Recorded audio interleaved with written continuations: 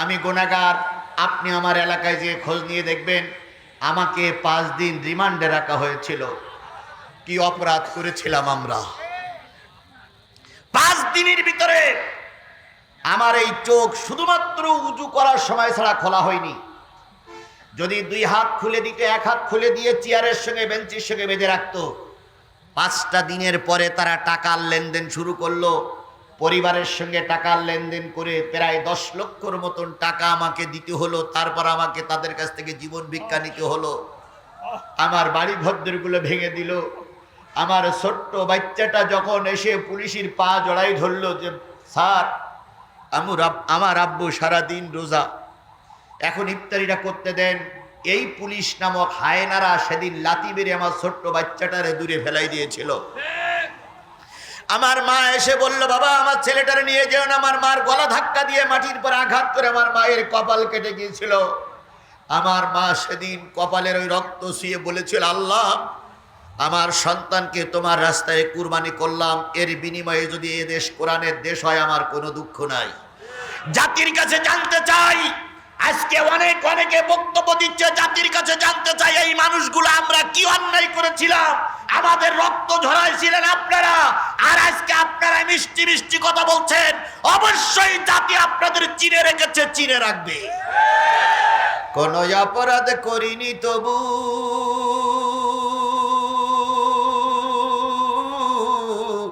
আমি আজ কারাগারে, বিনা দোষে আমায় পাঠায় জালিম সরকারে। কোন অপরাধ করিনি তবু আমি আজ কারাগারে, বিনা দোষে জেলে আমায় পাঠায় জালিম সরকারে। কান্দিসি না মায়া আমার মতো হাজার সোনার ছেলে, বন্দি আছে জেলখানাতে দিনের সব কাজ ফেলে। যেই দেশেতে বিচার সে তাপ বলবো এসব কারে, বিনা দোষে জেলে আমায় পাঠায় জালিম সরকারে। চোর ডাকাত আর খুনিরা পায় রাষ্ট্রপতির ক্ষমা, সৎ মানুষের জন্যে শুধু দুঃখ কষ্ট জমা। সত্য কথা বললে মাগো গুলি করে মারে, বিনা দোষে জেলে আমায় পাঠায় জালিম সরকারে।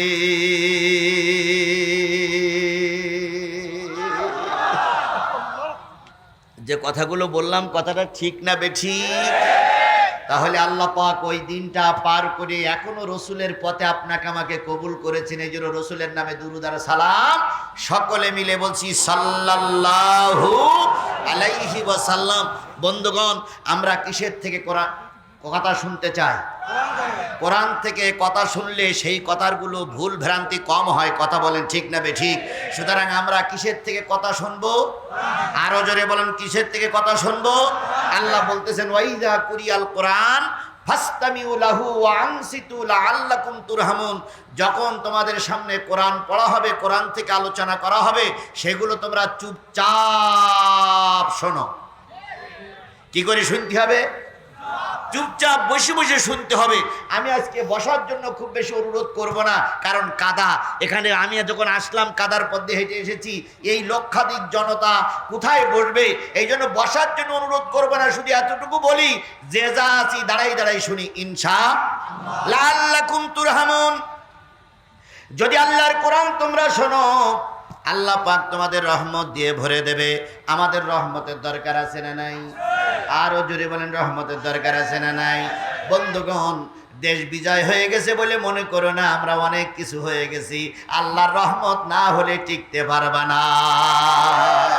অনেক যুদ্ধে সাহাবীরা বেশি ছিল, তারপরে কাজ হয় নাই। আবার অনেক যুদ্ধ অল্প সংখ্যক সাহাবী ছিল, আল্লাহ পাক বিজয় দান করেছে। এই জন্য ক্ষমতার বলে বিজয় হয় না, লোকবল দিয়ে বিজয় হয় না, বিদেশি সাহায্য নিয়ে বিজয় হয় না। বিজয় দিতে গেলে আল্লাহর মদদ লাগে। এই জন্য সাহায্য চাইব কার কাছে? আরো জোরে বলেন, সাহায্য চাইব কার হাতে? তাহলে আমাদের রহমতের দরকার আছে না নাই? সুতরাং যাদের রহমতের দরকার তারা যে যেখানে আছেন মোনাজাত শেষ না হওয়া পর্যন্ত যাওয়া যাবে না। আচ্ছা, আমি যে অনেকদিন পরে আপনাদের কাছে আসলাম, আমারে ফেলাই রেখে চলে যাবেন কারা কারা? হাত তোলেন তো। আমার ফেলাই রেখে কেউ চলে যাবেন না? বুঝে শুনে অবতা করিয়া। আপনারা কি আমারে রেখে চলে যাবেন? জোরে বলেন, ফেলাই রেখে চলে যাবেন? তাহলে আপনি যখন যাবে, আমি যখন যাব, আপনিও তখন যাবেন। রাজি আছেন না? রাজি আছেন না? রাজি আছেন না? আমার ভাইয়েরা চলুন সামনে যাই। আল্লাহ রাব্বুল আলামিন বলতেছে, ওয়ালাকাদ জারানা লিজাহান্নামা কাসীরাম মিনাল জিন্নি ওয়াল ইনস লাহুম কুলুবুন লা ইয়াফকাহুনা বিহা। মানুষ আর জিনের ভিতর থেকে কিছু সংখ্যক মানুষকে আমি জাহান্নামের ভিতরে ঢুকিয়ে দেব।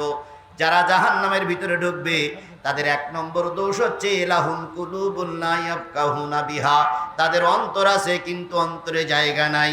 কিসের জায়গা নাই? আরো জোরে বলেন, কিসের জায়গা নাই? এই কোরআনের মাহফিল যার ভালো লাগে না, লাগতেছে না, বুঝতে হবে তোমার অন্তরটা জাহান্নামের অন্তর হয়ে গেছে। এই জন্য সবাই কোরআন ভালো লাগে, তোমার ভালো লাগে না।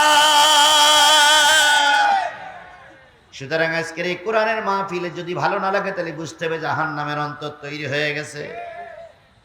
লাহুম কুলুবুন লা ইয়াফকাহুনা বিহা ওয়ালাহুম আয়ুনুন লা ইউবসিরুনা বিহা। তাদের চোখ আছে কিন্তু চোখ দিয়ে তারা দেখে না, দেখবে না। কি দেখে না? কি দেখবে না? কোরআন দেখে না, কোরআন দেখবে না। কোরআনওয়ালাদেরও দেখে না। কোরআনওয়ালা দেখলে ওদের সহ্য হয় না, এমন লোক আমার সমাজে আছে না নাই? আরো জোরে বলেন, আছে না নাই? অতীতের যারা সরকার ছিল তারা সব কিছু মেনে নিতে পারত, কিন্তু কোরআন মেনে নিতে পারত না। শিবগঞ্জ আমার একটা মাহফিল ছিল, এখান থেকে কয়েক বছর আগে। কিছু লোক শিবগঞ্জের মাটিতে আমার বিরুদ্ধে মিছিল করেছিল, জিহাদির আসতে দেওয়া হবে না। সে যাই হোক, যে দলের লোক হোক, তারা মিছিল করেছিল না? আচ্ছা বলেন তো ভাই, তারা আপনারা বেশি আছেন এখনো?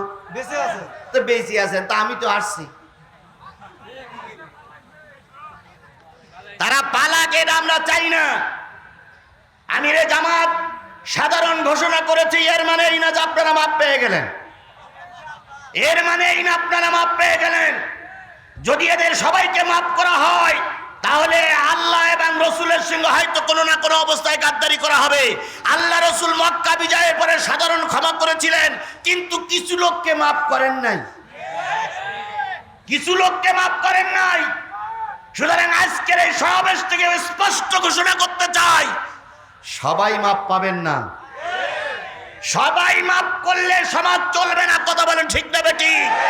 সুতরাং কিছু লোককে বিচারের আওতায় আনা হবে।